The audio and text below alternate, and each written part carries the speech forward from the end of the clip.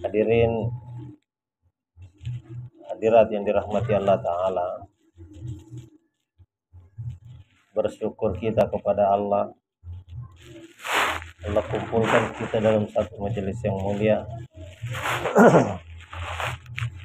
majelis untuk saling mengingatkan keagungan Allah Subhanahu wa Ta'ala, untuk mengingatkan kita bahwa yang menciptakan 7 lapis langit, yang menciptakan 7 lapis bumi, dan seluruh penghuninya ini adalah Allah Subhanahu wa Ta'ala.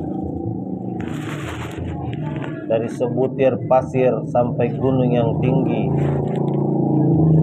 yang menciptakan adalah Allah Subhanahu wa Ta'ala.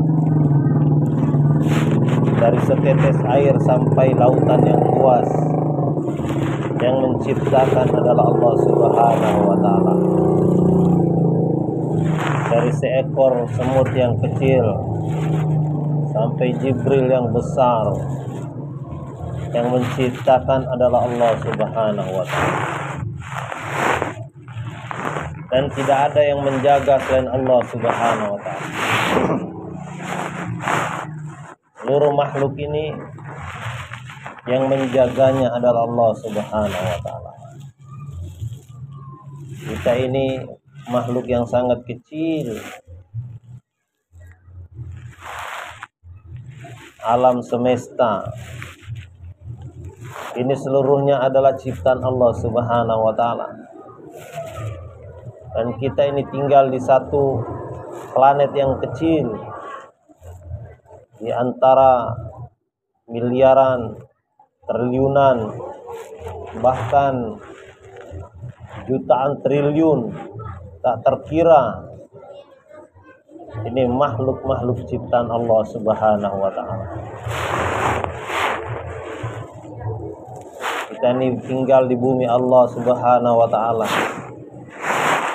berjalan di bumi Allah Subhanahu wa Ta'ala, bukan berjalan dengan sendirinya, tapi diperjalankan oleh Allah Subhanahu wa Ta'ala. Allah Ta'ala yang perjalankan kita di sini untuk duduk di majelis ini, untuk sama-sama muzakarah tentang keagungan Allah Ta'ala, sama-sama mengingatkan bekal kehidupan akhirat. Karena sungguh dunia ini bukan tempat tinggal, tapi tempat meninggal. Sekarang ini kita kelihatannya berjalan di permukaan bumi, tapi tidak lama lagi kita akan dipendam di bawah permukaan bumi. Sekarang ini kelihatannya dunia ini nyata, akhirat cerita, tapi tidak lama lagi dunia tinggal cerita dan akhirat yang menjadi nyata. Kubur, mahsyar, sirat, ini semuanya adalah hak. Ini yang telah dikabarkan oleh baginda Rasulullah sallallahu alaihi wasallam. Semoga salawat dan salam senantiasa tercurah atas beliau, ke atas keluarga beliau, ke atas anak turunan beliau, ke atas sahabat-sahabat beliau, ke atas pengikut-pengikut beliau yang telah menyebarkan agama ini sehingga sampailah di Indonesia juga, sampailah di Pulau Jawa juga, sampailah di Tangerang juga, sampailah di Sepatan juga. Ini berkat pengorbanan orang-orang terdahulu, pengorbanan kaum laki-laki, pengorbanan kaum perempuan, pengorbanan orang tua, pengorbanan anak-anak. Agama ini datang tidak dihantar oleh burung, tidak dihanyutkan oleh gelombang air, tetapi agama ini datang dengan dibawa oleh orang-orang yang rela meninggalkan kampung halamannya, rela meninggalkan tanah kelahirannya, rela meninggalkan orang-orang kesayangannya demi mentaati perintah Allah Subhanahu wa taala, demi mengikuti perintah Rasulullah sallallahu alaihi wasallam. Hadir dan hadirat yang mulia, sebelum kita ini ada, di permukaan bumi ini telah banyak orang-orang pernah ada. Mereka berada di kolong langit yang sama. Mereka berada di atas permukaan bumi yang sama dengan kita. Tapi mereka ini sukses di sisi Allah Subhanahu wa taala karena mereka taat kepada Nabi sallallahu alaihi wasallam. Walaupun kehidupan mereka tidak seperti kita, tidak punya handphone, tidak punya kitchen set, tidak punya kulkas, tidak punya lemari pakaian, tetapi Allah mencatat mereka sebagai orang yang sukses. Kenapa hadirnya mulia? Satu saja, mereka ini taat kepada Allah dan Rasulnya. Itulah mendatangkan kejayaan kepada mereka. Man amila solihan min zakarin aw unsa wa huwa mu'min falanuhyiyannahu hayatan thayyibah. Siapa yang beramal soleh dari kalangan laki-laki ataupun dari kalangan perempuan, sedangkan mereka dalam keadaan beriman kepada Allah Ta'ala, maka ganjarannya Allah akan berikan kepada mereka hayatan thayyibah. Apa itu hayatan thayyibah? Kehidupan yang baik, kehidupan yang saling menghormati, kehidupan yang saling menyayangi, kehidupan yang saling menjaga, saling mengunjungi, saling silaturahim, ibu-ibunya saling berbagi kuah sayur dengan tetangga, kehidupan yang saling mengajak kepada kebaikan, kehidupan yang saling mencegah dari kemungkaran, saling tolong menolong, saling bantu membantu, yang kuat membela yang lemah, yang kaya menyantuni yang miskin. Inilah hayatan thayyibah, sehingga masyarakat hidup dengan penuh kedamaian, penuh keamanan, penuh kesejahteraan. Setiap orang, lelaki atau perempuan, mereka menjaga ketaatan kepada Allah, mengikuti amal yang dicontohkan Rasulullah, maka kehidupan mereka diberikan oleh Allah Subhanahu wa taala kehidupan yang baik. Begitu juga secara keluarga, secara rumah tangga. Jika ingin ada kehidupan yang baik di dalam rumah tangga, maka Allah Ta'ala perintahkan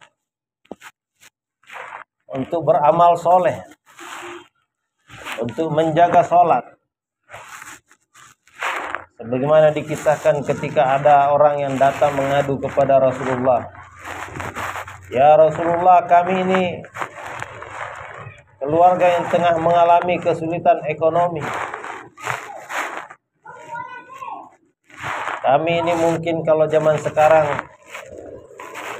mau bayar uang sekolah anak-anak, mau bayar iuran listrik, mau bayar iuran keamanan, mau bayar iuran sampah, mau bayar iuran kebersihan. Banyak sekali hal-hal yang memerlukan pembayaran. Mau bayar BPJS, karena kalau mengurus SIM sekarang ini harus pakai BPJS. Mengurus sertifikat tanah harus ada kartu BPJS. Nanti mungkin mau beli tiket pesawat, mau beli tiket kapal laut, harus ada kartu BPJS. Tapi itu memerlukan duit. Maka orang itu mengadu kepada Rasulullah, ya Rasulullah, bantu kami. Kami kesulitan ekonomi. Rasulullah SAW bukan berikan duit kepada orang ini untuk dipakai dagang di pasar. Bukan berikan kambing kepada orang ini untuk diternak di padang rumput. Bukan berikan bibit kepada orang ini untuk ditanam di tepi gunung. Tetapi ini, orang ini dibacakan ayat oleh Rasulullah SAW, wa'mur ahlaka bis sholah wastabir 'alaiha la nas'aluka rizqa nahnu narzuquka wal aqibatu littaqwa. Perintahkan keluargamu sholat. Jadi untuk mengatasi masalah ekonomi dalam keluarga, solusinya bukan bekerja, solusinya bukan berdagang, solusinya bukan bertani. Berapa banyak orang bekerja, tetapi masalah ekonominya tidak selesai. Berapa banyak orang berdagang, tapi masalah ekonominya tidak selesai. Berapa banyak orang bertani, tapi masalah ekonominya tidak selesai. Nabi bacakan ayat, wa'mur ahlaka bis sholah. Perintahkan keluargamu sholat. Inilah solusi masalah ekonomi. Keluarga disuruh sholat. Mungkin ayahnya sudah sholat. Bagaimana dengan ibunya?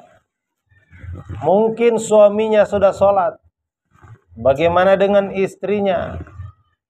Mungkin anaknya sudah sholat. Bagaimana dengan mantunya? Atau mungkin sudah sholat juga, tapi sholatnya tidak seperti sholat yang dicontohkan oleh Rasulullah Sallallahu Alaihi Wasallam. Rasulullah SAW mencontohkan bagi laki-laki senantiasa sholat berjamaah 5 waktu di masjid. Inilah yang dicontohkan Rasulullah Sallallahu Alaihi Wasallam. Dan inilah yang dilakukan oleh para sahabat radhiyallahu anhu. Sehingga dengan sholat mereka ini selesai masalah-masalah mereka. Masalah pribadi selesai. Masalah keluarga selesai. Masalah dengan tetangga selesai. Karyawan dengan atasan masalahnya selesai. Atasan dengan bawahan masalahnya selesai. Rakyat dengan pemerintah masalahnya selesai. Semua selesai dengan sholat. Dulu mereka jahil. Dulu mereka musuhan. Dulu mereka perang. Dulu mereka degil. Dulu mereka miskin. Tapi dengan amalan-amalan yang diperintahkan Allah, yang dicontohkan oleh Rasulullah dengan menjaga sholat mereka, maka berubah kehidupan mereka. Sahabat yang tadinya jahil berubah menjadi alim. Sahabat yang tadinya musuhan berubah menjadi kasih sayang. Sahabat yang tadinya perang berubah menjadi damai. Sahabat yang tadinya degil berubah menjadi berakhlak mulia. Sahabat yang tadinya miskin berubah menjadi kaya raya. Karena inilah janji Allah Subhanahu wa taala. Allah Ta'ala yang menciptakan 7 lapis langit dan bumi telah memberikan pengumuman, wa fis samaa'i rizqukum, aku meletakkan rizki kamu di langit. Allah Ta'ala yang menciptakan bumi ini, menciptakan gunung-gunung, menciptakan lautan, menciptakan emas, intan, berlian, dan permata. Itu telah mengumumkan bahwa aku meletakkan rizki kamu di langit. Hari ini kita letih, hari ini kita capek karena rizki diletakkan di langit, tapi kita sibuk mencarinya di bumi. Barang itu ditaruh di atas, tapi kita sibuk mencarinya di bawah. Pakar-pakar ekonomi juga telah menyesatkan umat manusia ini. Mereka membuat analisa-analisa yang begitu dahsyat, yang begitu meyakinkan. Apabila kita membuka sawah 1000 hektar, kita membuat kapal penangkap ikan yang begitu besar, kita menanam pohon ini, pohon itu, kita membendung sungai ini, sungai itu, kita bangun gedung ini, gedung itu, kita bongkar jalan ini, jalan itu, maka kehidupan ekonomi akan jadi baik. Tidak, hadirin yang mulia, Allah Ta'ala mengumumkan bahwa rizki itu ditaruh di langit. Maka orang yang cerdas membaca ayat ini, dia harusnya mencari alat apa yang dapat dipakai untuk naik ke langit. Helikopter tidak bisa dipakai untuk mencapai langit. Jet tempur tidak bisa dipakai untuk mencapai langit. Roket tidak bisa dipakai untuk mencapai langit. Tetapi karena kasih sayang Allah Ta'ala, Allah Subhanahu wa Ta'ala telah memberikan kendaraan untuk naik ke langit yang namanya sholat. As-sholatu mi'rajul mu'minin. Sholat ini mi'rajnya orang beriman. Orang-orang dahulu menyelesaikan semua masalah ekonominya dengan sholat. Orang dahulu menyelesaikan semua masalah sosialnya dengan sholat. Orang dahulu menyelesaikan masalah kesehatannya dengan sholat. Orang dahulu menyelesaikan masalah keluarganya dengan sholat. Orang dahulu menyelesaikan semua masalahnya dengan sholat. Ada apa dengan sholat ini? Kenapa dia menjadi alat yang begitu dahsyat untuk menyelesaikan semua masalah? Hadirin dan hadirat yang mulia, Allah telah jadikan sholat ini memang satu teknologi super canggih yang bisa menyelesaikan semua masalah. Air tidak turun, maka dengan sholat air akan turun. Air turun terus menerus sehingga banjir datang, maka dengan sholat air akan berhenti. Hebatnya sholat. Hadir dan hadirat yang mulia, inilah sholat yang dahulu. Rasulullah SAW dipanggil oleh Allah Subhanahu wa Ta'ala untuk menerimanya secara langsung. Perintah-perintah yang lain diturunkan oleh Jibril alaihissalam kepada yang mulia baginda Muhammad sallallahu alaihi wasallam. Tetapi untuk perintah sholat tidak, hadirin dan hadirat yang mulia. Nabi diundang langsung. Dan sebelum Nabi SAW diundang langsung oleh Allah Ta'ala, dibelah dahulu dadanya, dibersihkan hatinya, dilapangkan dadanya dengan air zam-zam. Yang membelahnya adalah malaikat Jibril dan malaikat Mikail. Setelah bersih, dipanggillah kendaraan yang tercepat, namanya buraq. Buraq ini kendaraan yang mana kecepatannya sekali melangkah sejauh mata memandang. Berapa jauh dia memandang, dalam sekejap dia akan sampai kakinya di sana. Sampailah baginda SAW ke Baitul Maqdis, sholat di sana. Seluruh nabi-nabi juga ikut sholat di belakangnya. Kemudian dari Baitul Maqdis, baginda SAW dibawa naik ke langit pertama, berjumpa dengan kakeknya, yakni Nabi Adam alaihissalam. Kemudian naik ke langit kedua, berjumpa dengan Nabi Isa alaihissalam. Naik ke langit ketiga, berjumpa dengan Nabi Yusuf alaihissalam.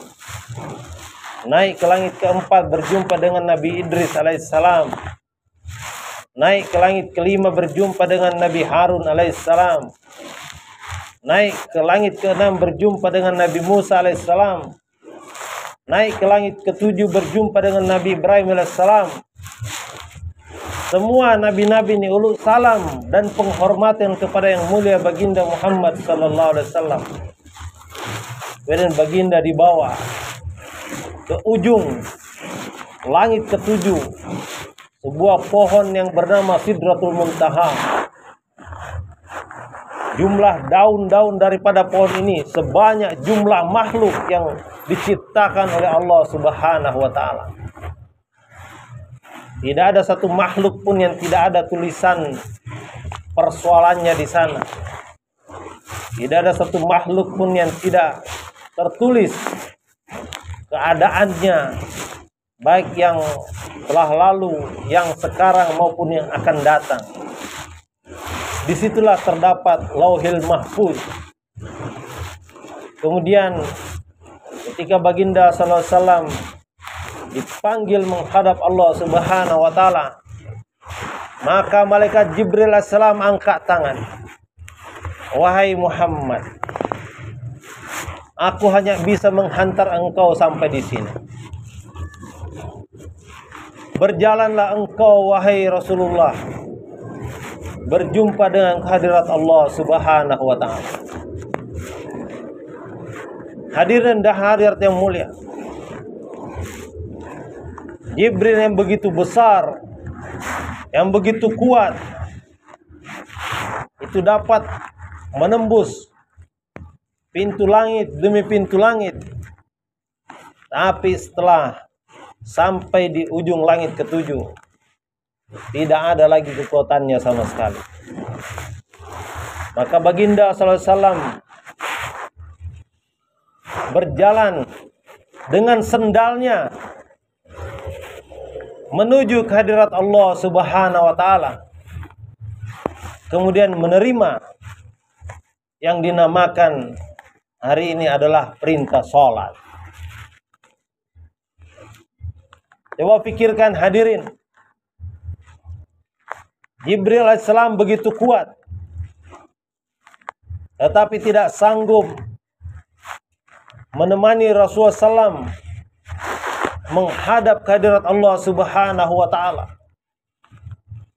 Jalanan itu diliputi dengan hijab-hijab cahaya, hingga Maulana Samim Damat Barakatuh katakan, bahwa tangan kita dibandingkan dengan pedang jauh lebih kuat yang namanya pedang.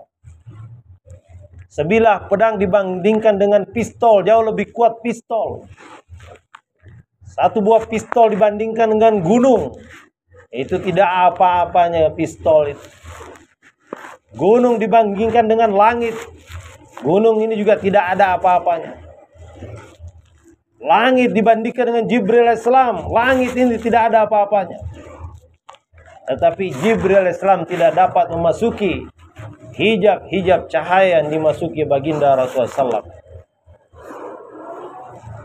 Kemudian Nabi SAW berjalan ke sana dengan memakai sendalnya. Tidak diperintahkan untuk melepaskannya. Padahal ketika Musa alaihissalam ingin menghadap kepada Allah Subhanahu wa taala, maka Allah perintahkan, "Fakhla'na 'alaika ya Musa." Tanggalkan sendalmu wahai Musa. Sandal Musa alaihissalam diperintahkan untuk menanggalkannya, padahal dia berada di bumi, di bukit Tursina. Sedangkan Rasulullah SAW telah melewati kemampuan batas kekuatan Jibril alaihissalam, tetapi tidak diperintahkan meninggalkan sandalnya. Ulama menjelaskan maksudnya betapa dimuliakannya yang mulia baginda Rasulullah sallallahu alaihi wasallam. Sampai-sampai dikatakan bahwa debu-debu yang menempel di sandal Rasulullah SAW itu lebih mulia daripada Musa alaihissalam. Nabi menghadap kepada Allah Subhanahu wa taala, menerima perintah sholat. Kemudian hari ini kita kenal di dalam gerakan sholat kita ada satu gerakan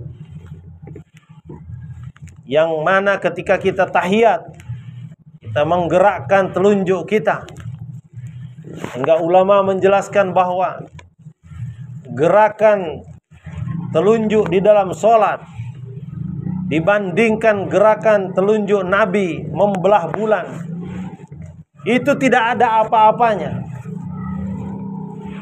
Karena gerakan telunjuk Nabi membelah bulan itu disebut dalil nubuah, sedangkan gerakan telunjuk kita di dalam sholat adalah dalil tauhid.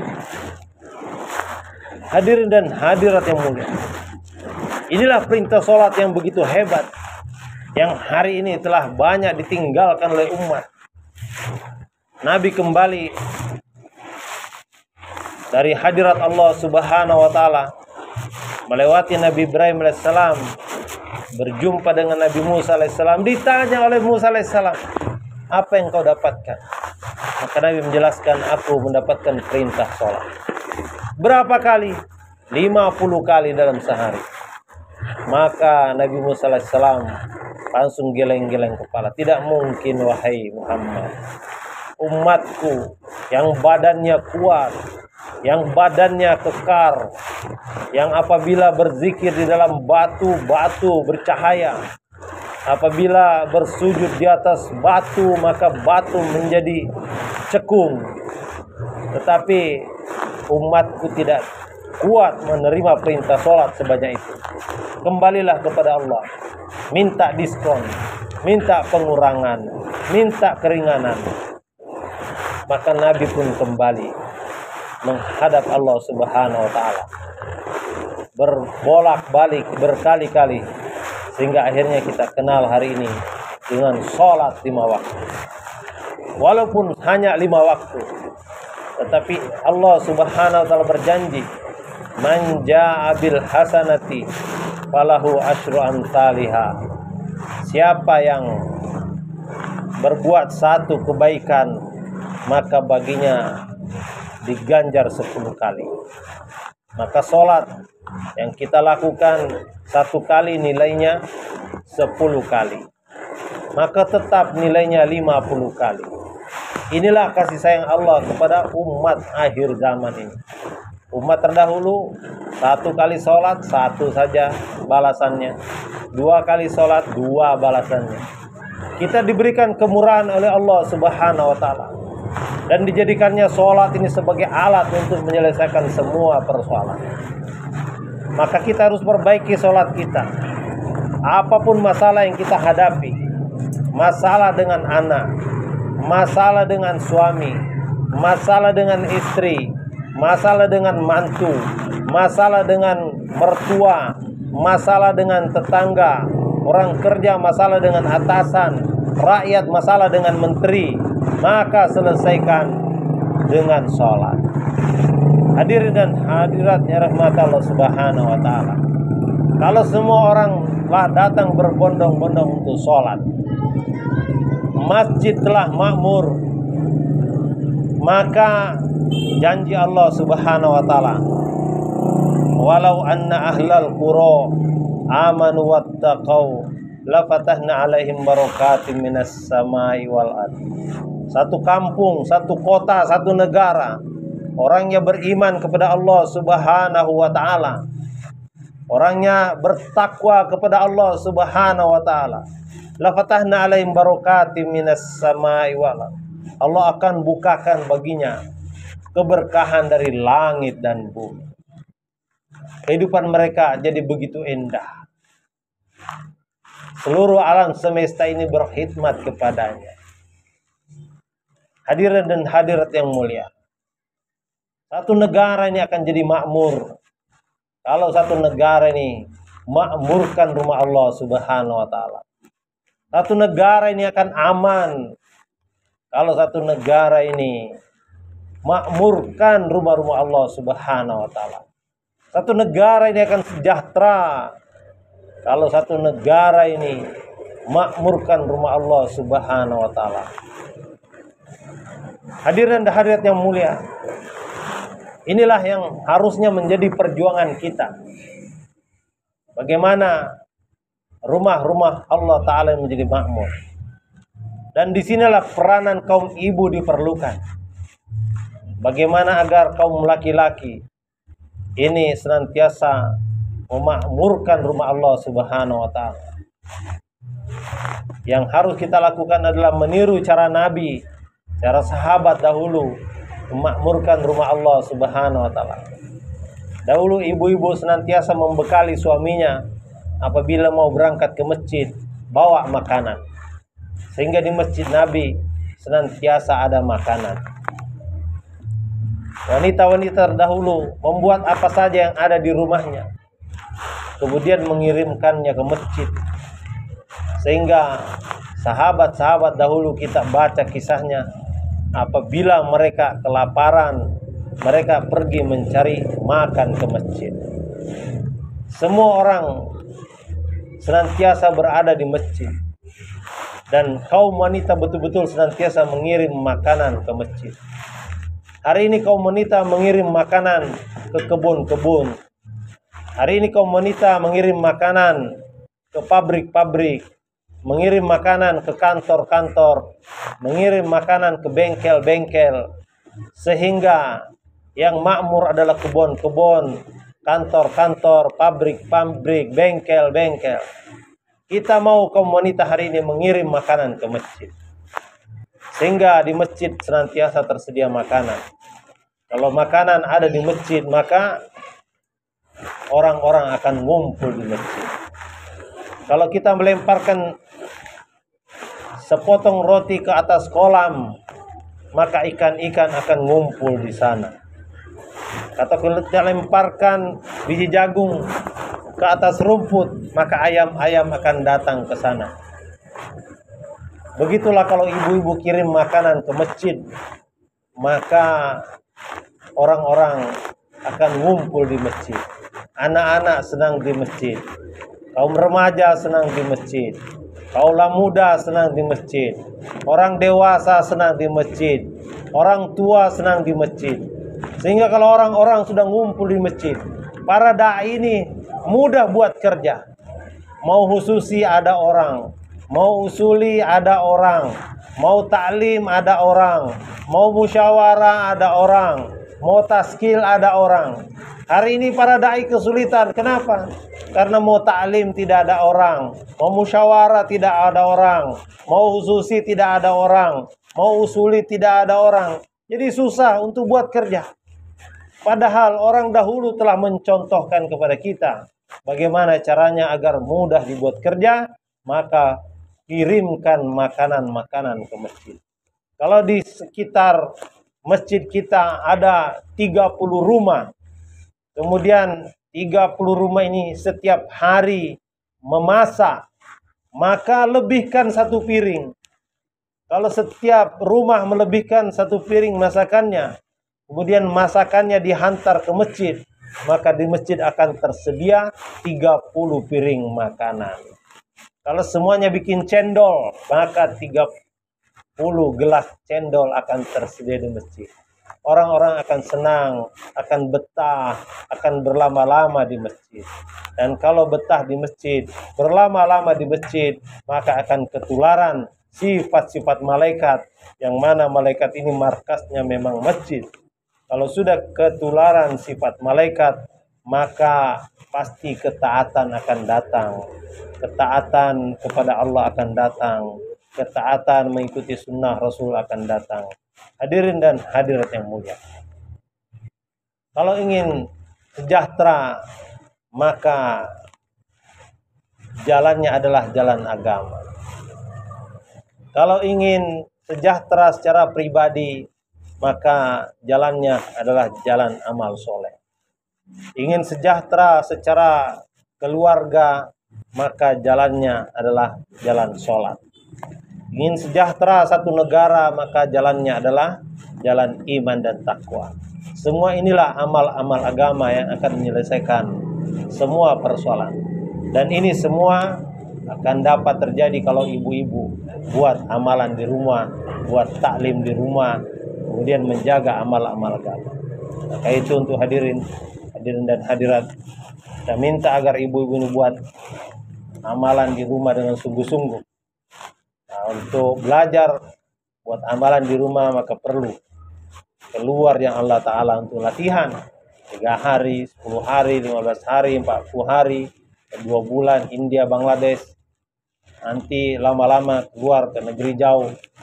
Silahkan, ini media latihan saja. Tetapi aslinya adalah ketika kita kembali, kita hidupkan amalan di rumah, insya Allah. Silahkan.